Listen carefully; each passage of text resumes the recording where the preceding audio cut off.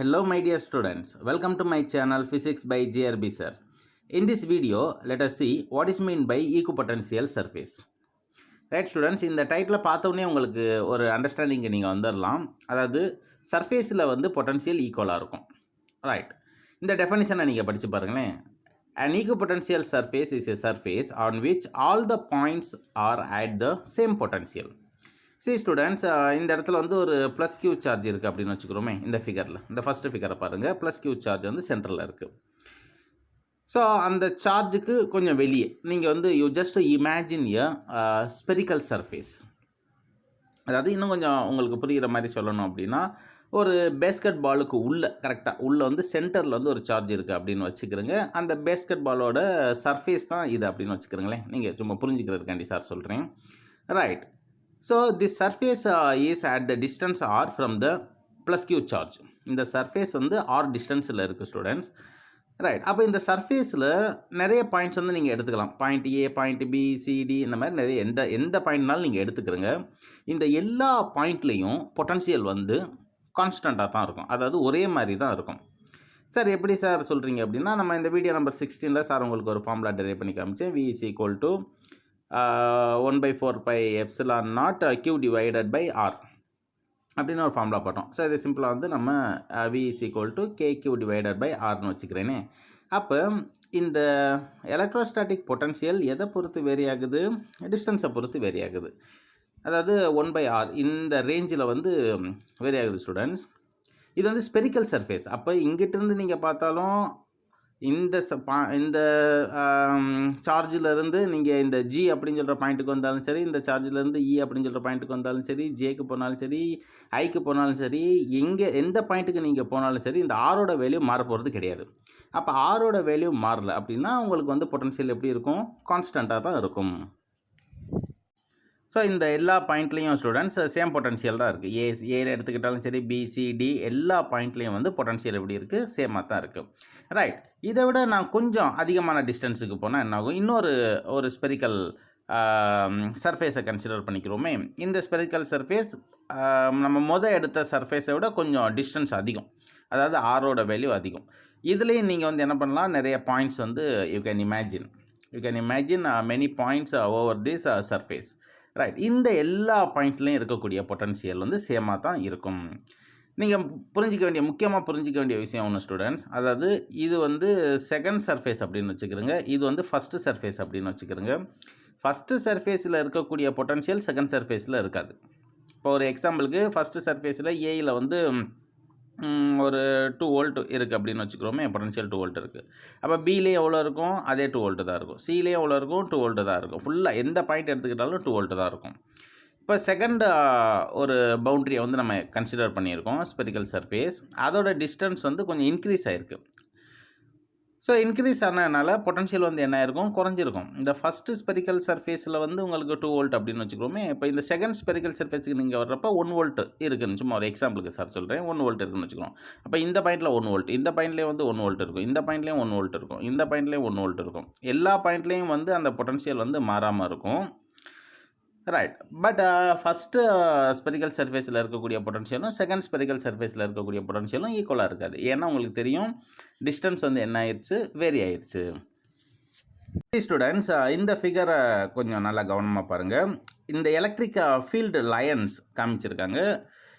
So the field lines are radially outward direction. So that's what it should be produced by the positive charges. Positive charges தான் இதெல்லாம் வந்து produce பண்ணிகிட்டு இருக்கணும். Right, இந்த charges எல்லாம் இந்த இடத்துல இருக்குது அப்படின்னு ஒரு இமேஜின் பண்ணிக்கிறேங்க. இப்போ இந்த சார்ஜஸை விட்டு ஒரு ஆர் டிஸ்டன்ஸில் நான் ஒரு லைனை கன்சிடர் பண்ணிக்க போகிறேன். நீங்கள் 2 டைமென்ஷனில் பார்த்தீங்கன்னா எப்படி ஒரு பிளேனாக கன்சிடர் பண்ணிக்கிறேங்களேன். Right, so this plane is located at the distance R from this charges. அப்போ இந்த பிளேனில் வந்து இங்கேருந்து நீங்கள் பார்த்தாலும், அதாவது இந்த ஃபஸ்ட்டு சார்ஜிலேருந்து இந்த பிளேன் வந்து ஆர் டிஸ்டன்ஸில் தான் இருக்குது. செகண்ட் சார்ஜிலேருந்து இந்த பிளேன் அதே ஆர் டிஸ்டன்ஸ் தான். தேர்ட் சார்ஜிலேருந்து ஆர் டிஸ்டன்ஸ் தான் இருக்குது. அப்போ கண்டிப்பாக என்ன ஸ்டூடெண்ட்ஸ் ஆகாது? பொட்டன்ஷியல் வந்து மாறவே மாறாது. Because the R is constant. Right, அதாவது R is constant means what? இந்த டிஸ்டன்ஸ் வந்து எல்லா சார்ஜிலேருந்து இந்த சர்ஃபேஸுக்கு இடையில இருக்கக்கூடிய டிஸ்டன்ஸ் வந்து ஒரே டிஸ்டன்ஸாக இருக்கிறதுனால எலக்ட்ரிக் பொட்டன்ஷியல் இந்த சர்ஃபேஸில் ஃபுல்லாக வந்து நீங்கள் எந்த பாயிண்டில் பார்த்தாலும் ஒரே மாதிரி தான் சேமாக தான் இருக்கும். அதே மாதிரி இந்த ரெண்டாவது பிளேனை நீங்கள் எடுத்துக்கிறீங்களே, இந்த ரெண்டாவது பிளேன் வந்து வேறு டிஸ்டன்ஸ். அப்போ இருக்கக்கூடிய டிஸ்டன்ஸை விட இந்த பிளேன் வந்து கொஞ்சம் அதிகமான டிஸ்டன்ஸில் இருக்குது. இருந்தாலும் நம்ம வந்து பொட்டன்ஷியல் பார்த்தோம்னா இந்த இடத்துல இருக்கக்கூடிய பொட்டன்ஷியல் எல்லாமே வந்து எப்படி இருக்கும், சேமாக தான் இருக்கும். ஒரு எக்ஸாம்பிளுக்கு இந்த ஃபஸ்ட்டு பிளேனில் வந்து ஒரு எந்த ஒரு பாயிண்ட் எடுத்துக்கிட்டாலும் உங்களுக்கு 2 வோல்ட் இருக்குதுன்னு வச்சுக்கிறோமே, இதில் வந்து எவ்வளோ இருக்கும், எந்த ஒரு பாயிண்ட்டில் நீங்கள் பொட்டன்ஷியல் பார்த்தாலும் 1 வோல்ட் வரும். இந்த தேர்டு பிளேனில் வந்து எந்த ஒரு பாயிண்ட்டில் நீங்கள் ஒரு பொட்டன்ஷியல் கால்குலேட் பண்ணாலும் ஒரு 0.5 வோல்ட் இருக்கும். புரிஞ்சுக்கிறதுக்காண்டி உங்களுக்கு சொல்கிறேன் ஸ்டூடெண்ட்ஸ். ரைட், இதுதான் வந்து ஈக்குபொட்டன்ஷியல் சர்ஃபேஸோட கான்செப்ட். ஸ்டூடெண்ட்ஸ், வீடியோ நம்பர் 15ல் சார் வந்து உங்களுக்கு ஒரு ரிலேஷன் டெரைவ் பண்ணி காமிச்சிருந்தேன். அதை ஞாபகப்படுத்துகிறேன் உங்களுக்கு. அதாவது delta V is equal to delta U divided by Q அப்படின்னு ஒரு ரிலேஷன் பார்த்தோம். அதாவது டெல்டா வி அப்படின்னு சொல்கிறது என்ன, change in electric potential.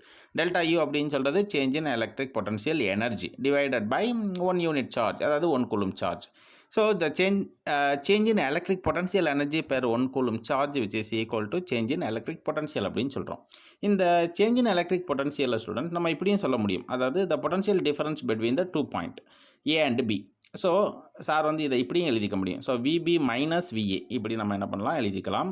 Is equal to இந்த டெல்டா யூ, அதாவது change in electric potential energy அப்படின்னு சொல்கிறது work done. So W divided by Q இப்படி நம்ம என்ன பண்ணலாம் எழுதிக்கலாம். ரைட், இதை கொஞ்சம் நீங்கள் லைட்டாக மாடிஃபை பண்ணிங்கன்னு வச்சுக்கிறோமே இந்த ஈக்குவேஷனை மாடிஃபை பண்ணிங்கன்னா, so you can write W is equal to Q of VB minus VA. இந்த ஸ்ட்ரக்சருக்கும் நம்மளால் என்ன பண்ண முடியும், இதை வந்து மாற்றிக்க முடியும். ரைட் ஸ்டூடெண்ட்ஸ், இந்த ஃபார்முலாவை நீங்கள் ஞாபகத்தில் வச்சுக்கிறீங்க. So work done W which is equal to Q of VB minus VA. Right, இப்போ இந்த ப்ராப்பர்ட்டி நம்பர் 1க்கு வாங்களேன். The work done to move a charge Q between any 2 points A and B. So W equal to Q of VB minus VA. இது எப்படி வந்துச்சுன்னு sir உங்களுக்கு explain பண்ணிட்டேன். Right, முக்கியமான ஒரு விஷயம் நீங்கள் பார்க்கணும். இப்போ if the points A and B lies on the same equipotential surface then the work done is 0. ரொம்ப முக்கியமானது ஸ்டூடெண்ட்ஸ். இந்த 2 பாயிண்ட் வந்து சேம் ஈக்குபொட்டன்ஷியல் சர்ஃபேஸில் இருந்துச்சு அப்படின்னா, இது வந்து பாயிண்ட் ஏன்னு வச்சுக்கிறோமே, இது வந்து என்னது பாயிண்ட் பி. ஸோ நீங்கள் ஒரு ப்ளஸ் Q அப்படின்னு சொல்கிற ஒரு சார்ஜை பாயிண்ட் ஏலேருந்து பிக்கு வந்து என்ன பண்ணணும், மூவ் பண்ணணும். ஸோ அந்த மாதிரி மூவ் பண்ணிங்கன்னா the work is done by you on the charge Q will be equal to 0. எப்படி சார் 0 ஆகும் அப்படின்னு கேட்டிங்கன்னா, இப்போ இந்த பாயிண்ட் ஏலையும் பாயிண்ட் பிலையும் வந்து பொட்டன்ஷியல் வந்து சேம் தான். ஏன்னா இது ஈக்குபொட்டன்ஷியல் சர்ஃபேஸில் இருக்கனால ஏயில் வந்து 1 வோல்ட் இருந்துச்சுன்னா பிலையும் வந்து 1 வோல்ட் தான் இருக்க போகுது. அப்போ நீங்கள் இந்த ஃபார்முலாவில் சப்ஸ்டிட் பண்ணுறப்ப VB minus VA will become 0. So that's what the work done on the charge will become 0 to move from the point A and B. The second property is the electric field lines are normal to the equipotential surface. In the figure number 2 பாருங்க students, you will come to understand that at the center there is a plus Q charge, then the electric field lines are radially outward direction. இந்த field lines எல்லாம் வந்து இந்த ஈக்குபொட்டன்ஷியல் சர்ஃபேஸை penetrate பண்ணிவிட்டு வெளியில் வந்துட்டு இருக்கு. So இது எல்லாமே வந்து எப்படி இருக்குது, அந்த ஈக்குபொட்டன்ஷியல் சர்ஃபேஸுக்கு இந்த லைன்ஸ் வந்து நார்மலாக இருக்கும், பெர்பெண்டிகுலராக இருக்கும். See students, the electric field is not normal. Then there is a component of the field parallel to the surface. Then the work must be done to move a charge between 2 points on the same surface. This is a contradiction. அதாவது இந்த பாயிண்டில் வந்து என்ன சொல்கிறாங்க அப்படின்னு சொல்லிட்டு sir இப்போ explain பண்ணுறேன், கொஞ்சம் கவனமாக பாருங்கள் ஸ்டூடெண்ட்ஸ். அதாவது எலக்ட்ரிக் ஃபீல்டு அப்படின்னு சொல்கிறது ஈக்குபொட்டன்ஷியல் சர்ஃபேஸுக்கு பெர்பெண்டிகுலராக தான் இருக்கணும். அப்படி இல்லைன்னா என்ன நடக்கும் அப்படின்னு இப்போ எக்ஸ்பிளைன் பண்ணுறேன் பாருங்கள். ரைட், ஒரு ஈக்குபொட்டன்ஷியல் சர்ஃபேஸ் வந்து நீங்கள் எடுத்துக்கிறங்க. இதுதான் வந்து என்னது, ஒரு ஈக்குபொட்டன்ஷியல் சர்ஃபேஸ். இப்போ ஈக்குபொட்டன்ஷியல் சர்ஃபேஸில் இந்த எலக்ட்ரிக் ஃபீல்டு வந்து பெர்பெண்டிகுலராக இருக்குது அப்படின்னா θ ஈக்குவல் டு எவ்வளோ ஸ்டூடெண்ட்ஸ், 90 டிகிரியாக இருக்கும். ரைட், இருந்துட்டு போட்டோம், ஒன்றும் பிரச்சனை இல்லை, இருக்கட்டும்.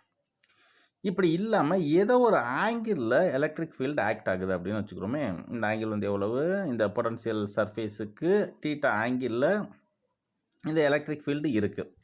ஸோ இப்படிப்பட்ட சூழ்நிலையில் நீங்கள் 11th ஸ்டாண்டர்ட்லேயே படிச்சிருப்பீங்க. Suppose a vector is acting at an angle then it should be resolved into 2 components. Horizontal காம்போனண்ட்டாகவும் வெர்டிக்கல் காம்போனண்ட்டாகவும் நம்ம என்ன பண்ணணும், ரிசால்வ் பண்ணணும். அப்போ வெர்டிக்கல் காம்போனண்ட் உங்களுக்கு என்ன வந்துடும், so E sin θ. So it is the vertical component. And horizontal component வந்து உங்களுக்கு என்ன இ காஸ் தீட்டா அப்படின்னு உங்களுக்கு கிடச்சிரும். ரைட். இப்போ இந்த தீட்டா வேல்யூவை பொறுத்து இந்த ஹரிஜாண்டலாக வந்து உங்களுக்கு ஒரு ஒரு ஒரு வேல்யூ உங்களுக்கு வந்து கிடச்சிரும். ரைட். இப்போ நீங்கள் வந்து இதான் வந்து பாயிண்ட் ஏன்னு வச்சுக்கிறோமே, இதுதான் பாயிண்ட் ஏ. இது வந்து என்னது பாயிண்ட் பி. ஸோ இந்த பாயிண்ட் ஏயிலேருந்து பாயிண்ட் பிக்கு வந்து நீங்கள் ப்ளஸ் கியூ அப்படின்னு சொல்கிற சார்ஜை மூவ் பண்ணணும். அப்படின்னா இந்த இ காஸ் தீட்டா அளவுக்கு நீங்கள் வந்து ஒரு ஒர்க் பண்ணணும். ஒர்க் பண்ணால் மட்டும்தான் பாயிண்ட் ஏயிலேருந்து பாயிண்ட் பிக்கு உங்களால் ஒரு சார்ஜ் வந்து மூவ் பண்ண முடியும். ரைட். ஆனால் நம்ம ப்ராப்பர்ட்டி நம்பர் 1ல் என்ன சொல்லியிருக்கோம், பாயிண்ட் ஏயிலேருந்து பாயிண்ட் பிக்கு நீங்கள் ஒரு சார்ஜை ஈக்குபொட்டன்ஷியல் சர்ஃபேஸில் மூவ் பண்ணணும் அப்படின்னா எந்த விதமான ஒர்க் பண்ண வேண்டிய அவசியம் இல்லை அப்படின்னு நம்ம சொல்லியிருக்கோம். ஆனால் சப்போஸ் எலக்ட்ரிக் ஃபீல்டு வந்து பெர்பெண்டிகுலராக இல்லாமல் ஒரு குறிப்பிட்ட ஆங்கிளில் இருந்துச்சு அப்படின்னா நீங்கள் வந்து பாயிண்ட் ஏயிலேருந்து பாயிண்ட் பிக்கு ஒரு சார்ஜை மூவ் பண்ணுறதுக்கு இ காஸ்டேட் அளவுக்கு ஒர்க் பண்ணணும். அப்போ தெர் இஸ் எ கான்ட்ராடிக்ஷன். அப்போ பாயிண்ட் நம்பர் ப்ராப்பர்ட்டி நம்பர் 1 வந்து என்ன ஆகிடுது, இன்வேலிட் ஆகிடுது. அப்படி ஆக முடியாது. அப்போ கண்டிப்பாக இங்கே வாங்களேன், இந்த எலக்ட்ரிக் ஃபீல்டு கண்டிப்பாக வந்து பெர்பெண்டிகுலர் 90 டிகிரியாக தான் இருக்க முடியும். 90 டிகிரியாக இருக்கிறப்ப இந்த ஹரிஜாண்டல் காம்பனண்ட் வந்து என்ன ஆகிடும் ஸ்டூடெண்ட்ஸ், காஸ் 90 டிகிரியோட வேல்யூ வந்து 0 ஆகிடும். அப்போ ஹரிஜாண்டல் காம்பனண்ட்டில் வந்து எந்த விதமான ஃபீல்டு இருக்காது. அப்போ வெர்டிக்கல் காம்பனண்ட்டில் மட்டும்தான் ஃபீல்டு நமக்கு வந்து கிடைக்கும். ரைட். அப்போ ஹரிஜாண்டல் காம்பனண்ட்டில் நீங்கள் ஏயிலேருந்து பிக்கு ஒரு சார்ஜை மூவ் பண்ணணும் அப்படின்னா நீங்கள் எந்த விதமான ஒர்க் பண்ண வேண்டிய அவசியம் கிடையாது. இதைத்தான் இந்த ப்ராப்பர்ட்டி நம்பர் 2ல் சொல்கிறாங்க. Therefore the electric field must always be normal to the equipotential surface. ரொம்ப முக்கியமான ஒரு ப்ராப்பர்ட்டி ஸ்டூடெண்ட்ஸ். ரைட். நல்லா புரிஞ்சுக்கிறங்க. ஒரு தடவை நீங்கள் எக்ஸ்ட்ரா கூட இந்த வீடியோ பார்த்து இந்த ப்ராப்பர்ட்டி நம்பர் 2வை அண்டர்ஸ்டாண்ட் பண்ணிக்கிறங்க. இந்த வீடியோ உங்களுக்கு பிடிச்சிருந்துச்சுன்னா லைக் பண்ணுங்கள், ஷேர் பண்ணுங்கள். சேனலை சப்ஸ்கிரைப் பண்ணாத ஸ்டூடெண்ட்ஸ் சப்ஸ்கிரைப் பண்ணிக்கிறங்க. Thank you students.